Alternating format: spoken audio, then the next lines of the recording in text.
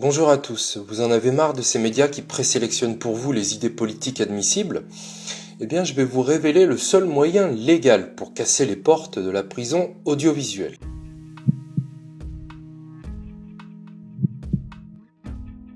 Je vous présente une synthèse sur le sujet et si ça vous plaît, je vous ferai la version longue en suédois de 3h40. D'abord, je précise que le principe de pluralisme des courants d'idées et d'opinion est un fondement de la démocratie, comme le dit le Conseil constitutionnel. Sans pluralisme, pas de démocratie, ça se comprend tout seul. Le législateur a confié cette mission capitale de veiller au respect du pluralisme politique dans les médias au CSA en vertu de la loi du 30 septembre 1986. Le CSA doit fixer les règles propres à assurer une présentation équilibrée de l'ensemble du débat politique national. Un arrêt du Conseil d'État. Équilibré, dit-il, car la Constitution n'impose pas l'égalité d'accès aux médias, mais une participation équitable des partis politiques à la vie démocratique de la nation. Si on imposait une égalité parfaite, ça détruirait toute liberté médiatique. L'égalitarisme est liberticide, comme je développerai dans la prochaine vidéo. Alors, quels critères impose le CSA pour faire respecter le pluralisme dans les médias ? Il a mis en place des règles différentes selon qu'il s'agit d'une période électorale ou période hors élection. Je vous fais grâce des détails, je vous livre simplement la conclusion générale. Hormis les 13 jours de campagne officielle pour les présidentielles, où on a l'égalité d'accès aux médias, soit 13 jours tous les 5 ans, eh bien, le reste du temps de la vie démocratique de la nation, soit 1812 jours, donc 99,3% du temps, ce sont les seuls critères de représentativité et de contribution au débat politique national qui déterminent si les médias respectent l'obligation de pluralisme. Alors, ces critères permettent-ils une participation équitable des partis politiques à la vie démocratique de la nation ? Vous avez d'abord le critère de représentativité. Demander à un parti politique qu'il soit représentatif pour accéder aux médias, ça veut dire quoi? Alors si en gros tu as eu 10% de suffrage aux élections antérieures, tu as droit à 10% de temps de parole. Et le droit d'accéder aux médias est donc proportionnel aux résultats des scrutins antérieurs. Ça sous-entend quoi? Eh bien, que ce parti a déjà eu des bons scores aux élections, qu'il a déjà eu des élus et des résultats plutôt probants dans les sondages, et ça sous-entend donc qu'il est déjà connu. Est-ce que vous votez pour des inconnus? Non. Ceux qui remportent les élections, qui ont des élus ou qui apparaissent dans les sondages, sont ceux qui sont connus des citoyens au travers des médias. Donc ce critère se résume ainsi. Il faut être connu pour avoir le droit de passer dans les médias. Il faut être connu pour être connu. Et c'est le serpent qui se mord la queue. Et puis qui conduit à la reproduction de la caste politique qui se prend pour le calife à la place du calife. On fige le paysage politique, on empêche l'émergence de toute idée politique nouvelle, c'est une grande hypocrisie. Alors, quant aux critères de contribution à l'animation du débat politique national, c'est pas mieux. Demander aux candidats de contribuer au débat politique national pour avoir le droit d'y contribuer, c'est faux cul. On peut contribuer au débat politique national uniquement si on passe dans les médias qui comptent au point de vue national. Être sur Internet sans exister à la télé ou à la radio, qui touche directement et simultanément des millions de citoyens, c'est être condamné à ne pas exister ou à vivoter en périphérie du monde politique. Demander à un parti qu'il contribue au débat politique national pour lui permettre d'accéder aux médias, c'est lui demander d'être influent dans les médias audiovisuels nationaux pour prétendre d'avoir le droit d'y passer. Ça n'a strictement aucun sens.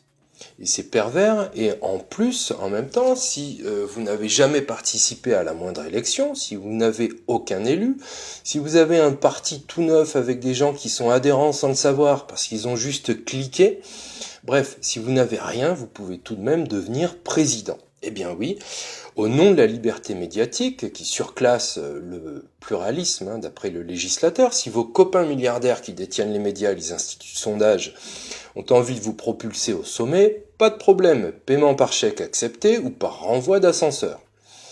Alors ils peuvent faire mousser le premier mytho venu, ce sont des faiseurs de président, avec les compliments du législateur.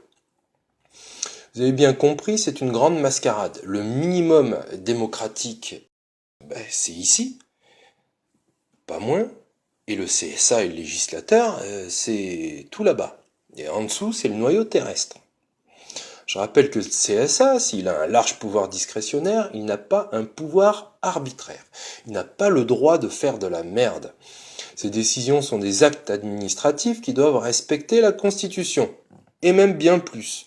Dans sa décision du 27 juillet 2000, le Conseil constitutionnel a rappelé au CSA la nécessité de donner leur plein effet aux exigences constitutionnelles, en l'espèce le pluralisme. Alors, est-ce que le CSA donne un plein effet aux exigences constitutionnelles lorsqu'il exige que les partis politiques s'expriment proportionnellement à leur poids politique ?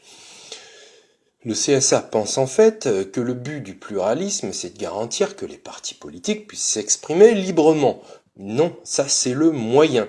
Le véritable but du pluralisme en démocratie, l'exigence constitutionnelle fondamentale, c'est de garantir que les citoyens aient une chance réelle et sérieuse de former une opinion politique éclairée, de connaître et comprendre les conséquences de leur vote. Donc c'est le peuple qui est souverain. La liberté d'expression des partis dans les médias, ce n'est que le moyen par lequel les citoyens peuvent former une opinion politique éclairée. Autrement dit, le CSA prend le moyen pour la fin et du coup, il arrive, au nom du pluralisme, à verrouiller l'espace public.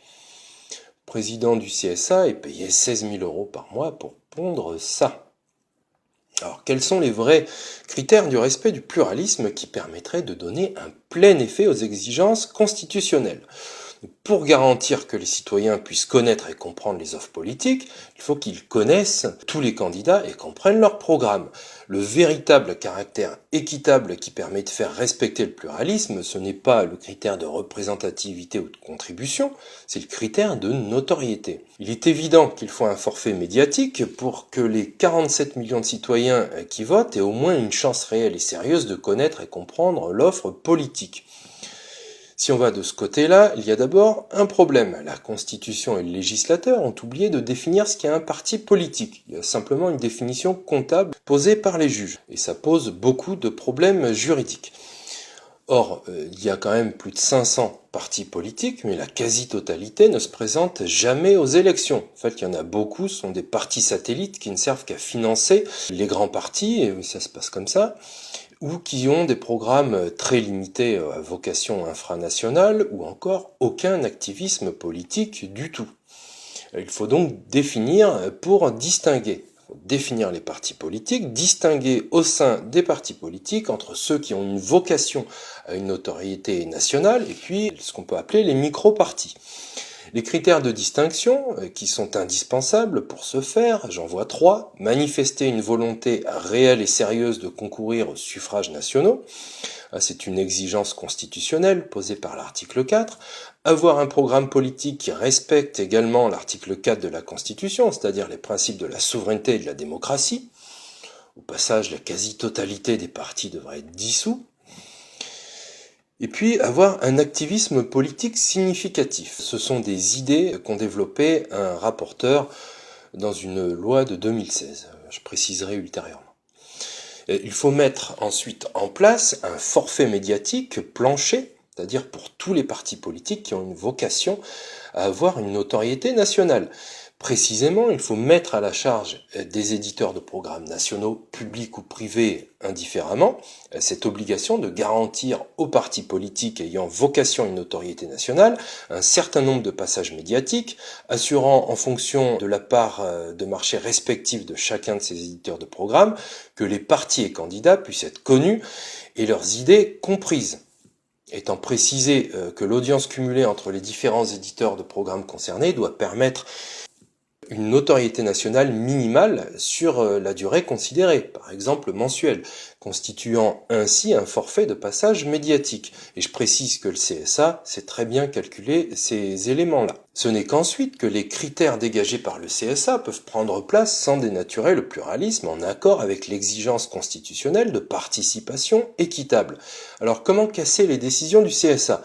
C'est très simple, il faut faire pondre au CSA une décision en lui envoyant un courrier lui demandant d'annuler sa délibération du 22 novembre 2017 relative au principe de pluralisme dans les services de radio et de télé, définissant les règles applicables hors période électorale pour les éditeurs de services de radio et de télévision, et sa recommandation du 4 janvier 2011 relative au principe de pluralisme qui s'applique aux périodes électorales. Et il faudra leur indiquer aussi quoi faire, vu qu'ils ne comprennent pas le sens de leur mission. Il faudra ensuite attaquer le refus du CSA devant le Conseil d'État qui a le pouvoir d'annuler les décisions en recours pour excès de pouvoir. Et comme il l'a déjà fait d'ailleurs dans son arrêt Hollande du 8 avril 2009 pour obliger le CSA à prendre en compte les interventions du président de la République dans le débat politique.